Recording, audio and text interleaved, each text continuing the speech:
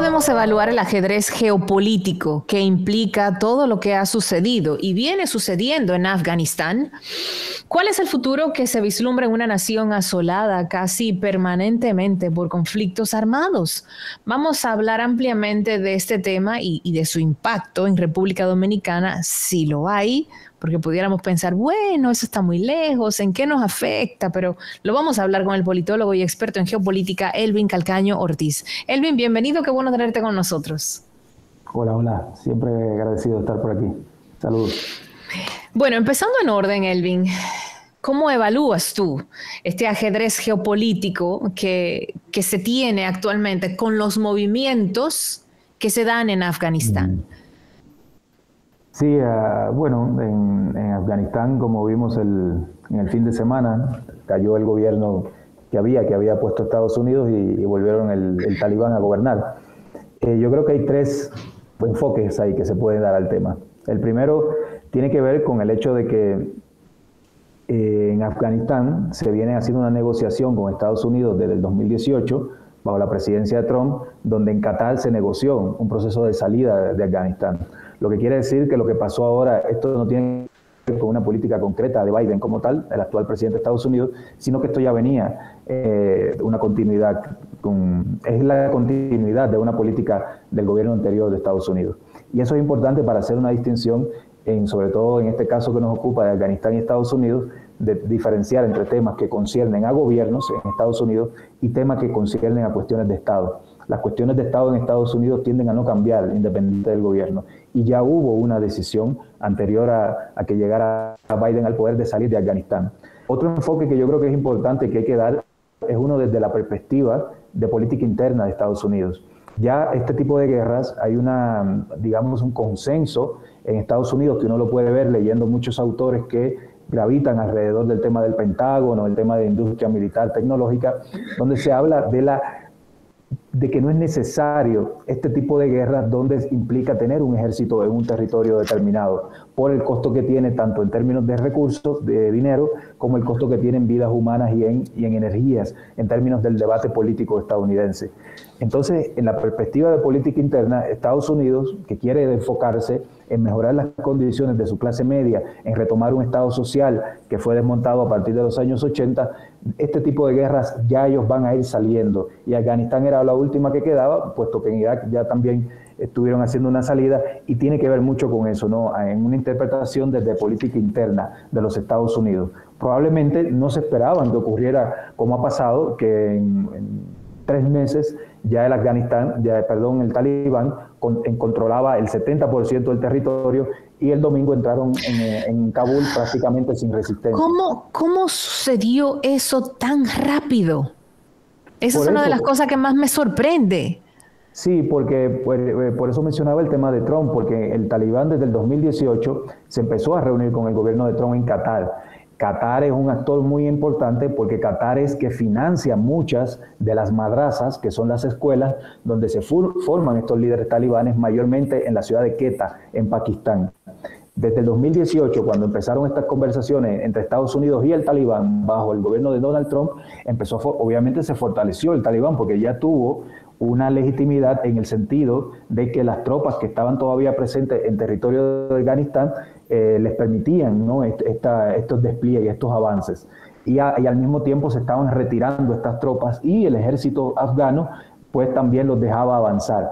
Entonces fue algo que se vino dando a los últimos 2 años, y en los últimos meses tenemos que tener en cuenta que fue liberado hace poco el actual líder del talibán. Fue liberado, estaba preso en Pakistán, él fue liberado y hay un hilo conductor que podemos ver desde la liberación de este señor, y ahí el talibán empieza a tener un avance, pero ya arrollador. Si bien tenían avances anteriormente puntuales, dominaban un pueblo, una ciudad, empezaron a dominar provincias, Kandahar, Jalalabad, hasta que rodearon Kabul y prácticamente, como pasó el domingo, entraron sin ninguna resistencia.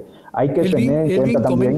Comenta Biden, una de las cosas que dice Biden, los Estados Unidos dicen que desde hacía ya mucho tiempo se veía prácticamente una sumisión de Afganistán prácticamente, o sea que ya estaban prácticamente todas las cosas gubernamentales permeadas por los talibanes, que ya era prácticamente un hecho de que faltaba quizá la liberación de este líder cuasi, no voy a decir pactada, pero cuasi, ya se dejaba como entrever que en cualquier momento los talibanes tomaban Afganistán, ¿no? Sí, era cuestión de tiempo, por eso que mencionaba, y también algo que muy en línea con tu pregunta, con tu comentario y pregunta, ¿no? Que es que el talibán tiene mucho apoyo social también en Afganistán, eso no lo podemos olvidar, tienen bases sociales, hay gente que los apoya, el talibán pertenece a la etnia más grande de Afganistán, que son los pastunes, y por ese lado, y tanto por el religioso, en términos de que la población suní, que es una de las dos grandes vertientes del Islam, el suní chií, en Afganistán la mayoría son suní y ellos tienen apoyo por ahí también. Hay que tener en cuenta también que la invasión de Estados Unidos desde el 2011 y los gobiernos que puso fue un desastre total. Se habla de una inversión de sobre 59.000 millones de dólares, de los cuales se dice, hay estudios que mencionan que de esos 59.000, sobre 40.000 se perdieron, obviamente se los robaron, y fueron gobiernos muy corruptos, muy ineptos, y que la población empezó a ver a partir de eso a los talibanes como una alternativa. Cuando una población está en crisis desesperada, se agarra, como uno sabe, de cualquier cosa. Y el talibán, que tienen estructura, que tienen una legitimidad religiosa, que tienen una legitimidad étnica, mucha gente los vio como una alternativa. Y hay que entender ese avance que han tenido recientemente también como eso, que la gente los apoyaba y el ejército no se iba a ir en contra de la gente. Elvin, llama la atención también cierto tipo de posicionamiento político, no solamente en la región, sino también a nivel internacional. Ya no solamente ellos entran y toman el país por las armas y toman el gobierno por las armas, sino que lo hacen de forma pacífica. Evidentemente, vuelvo a lo que estábamos hablando, fue un proceso de permear durante mucho tiempo a este país, pero hacen planteamientos de transición pacífica, de dejar ir fuera del país a X cantidad de personas. Veremos si eso es así o no. También hay mucha información de persecución a periodistas y opositores y todo ese tipo de cosas, pero se vislumbra otro tipo de acción que no es a la que nos tienen acostumbrados los medios internacionales. ¿Es eso así o es percepción mía? Yo coincido muchísimo con lo que tú acabas de mencionar. Yo creo que se ve un talibán mucho más estructurado políticamente, con un discurso mucho más político. El domingo fue entrevistado por la BBC, una entrevista muy difundida, el líder político del talibán ahora, apellido Bair, donde él, un señor que hacía un discurso muy político. Él decía, las mujeres tendrán derechos, pero hacía el hincapié, ¿no?, dentro de la ley islámica, que habrá que ver qué él entiende por eso, ¿no? Y decía que no van a perseguir a nadie, que va a ser un partido, un gobierno inclusivo, etcétera, etcétera. Creo que desde el punto de vista, de mi opinión, de la peligrosidad de este talibán, es que es un talibán con legitimidad social por el desastre que fue el gobierno que puso Estados Unidos con la invasión, y un talibán mucho más experimentado. No es el talibán del 96 al 2001, que fue un talibán bestial, que aplicaron una sharia medieval, que prácticamente la población cuando entró a Estados Unidos estaba deseosa que se fueran. Ahora viene un talibán con una concepción mucho más de Estado, mucho más de un discurso político calculado, y lo fundamental yo creo en esto, que como se mencionaba al principio Miralba, la cuestión geopolítica. Recordemos que hace un mes y medio una representación de los talibanes se reunieron en China con el ministro de Exteriores de China. Y esto hay que tenerlo muy importante porque Afganistán comparte una pequeña frontera con China, y esa frontera, en el lado chino, vive parte de la población uigur. Es una población china musulmana que los chinos quieren contenerla y controlarla. Y ahí parece que hay negociaciones con el talibán de que me controlas la frontera, te doy legitimidad política, te doy legitimidad geopolítica para que llegues al poder, y ya se habla de que parte de la reconstrucción que va a haber en Afganistán ahora, luego de 20 años de guerra, la va a financiar China. Y también se habla, en artículos académicos que están circulando, de que el pacto que hizo Estados Unidos, que empezó a hacer Estados Unidos con el talibán en el 2018, tiene que ver de que los dejan gobernar a ellos, pero que ciertos gasoductos Estados Unidos no quiere que pasen por Irán, que son gasoductos que conectarían a través de la llamada nueva ruta de la seda china. Entonces, claro, hay una serie de actores geopolíticos allí moviéndose. Está Rusia también, que Rusia tiene mucho interés en contener cualquier movimiento islámico radical hacia su parte del sudeste ruso, del sur central ruso, perdón, donde está Kosovo y estos territorios rusos que son de mayoría musulmana. Entonces ahí se están moviendo muchos intereses geopolíticos y estos talibanes parece que han sabido mucho mejor que anteriormente moverse en esos planos. Negocian con Estados Unidos, van a China, pactan con Rusia, etcétera, etcétera. Al final parecería que es un talibán que va a plantear un tipo de gobierno muy parecido al de Irán. Sí, porque sí. Si no, resultaría como muy, muy extraño la salida también de Estados Unidos después de haber invertido tantos millones de dólares, como tú estabas explicando. De repente los Estados Unidos abandonan. Dejan todo eso así y lo sueltan. Evidentemente hubo algún tipo de negociación con el liderazgo talibán. Cabe suponer que a cambio de no realizar ataques a su país, etcétera, o sea, abandonar la lucha terrorista transoceánica, por llamarle de alguna manera, todo este tipo de cosas, ¿no? O sea, esto es lo que vislumbra, ¿no? O sea, un nuevo liderazgo en la región más alejado del terrorismo internacional que otra cosa. ¿Pudiese parecer eso?